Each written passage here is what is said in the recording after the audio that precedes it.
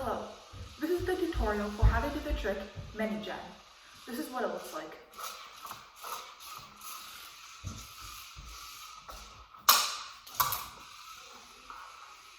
Alright, so in order to do this trick, you will need to know how to do inverse blanket first. If you do not know how to do inverse blanket, then you will be unable to learn how to do mini gen. So first, speed up your yo-yo and do inverse blanket. Now that you're in inverse blanket with your arms crossed, you're going to point your dominant stick down. So for me, I am right-handed, so my dominant stick will be my right stick.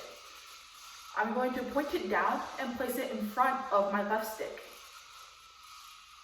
like this. Here, I will swing it to my left and swing it to my right. When you do mini gen, you're going to swing it to your dominant side. So for me, it will be my right side. Let go. I'm going to let go of my right stick and quickly grab onto this string right here.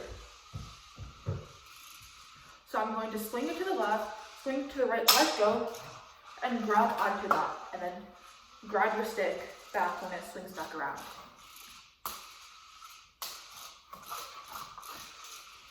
So, right stick, straight down, or your left stick, depending on what side is your dominant side. Down, straight down, pointing down. Swing it right and left. When it comes to your right, I'm going to let go of this stick and quickly grab this string. Like this. And then I'll grab my stick back. You should end with a few loops, because in order for your yo-yo to be caught, your string will have to go around the yo-yo.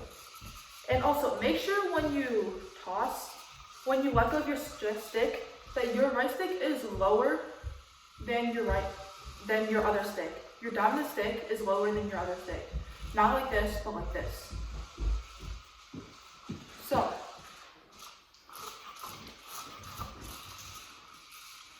now that you're here, when you throw it and when you swing it, you don't want to let go of your stick when it's still here, and you don't want to let go of your stick when it's all the way up here. You want to do it when it's like around here. So when you let go of your stick, the string going around the yo-yo will pull the yo-yo back towards you.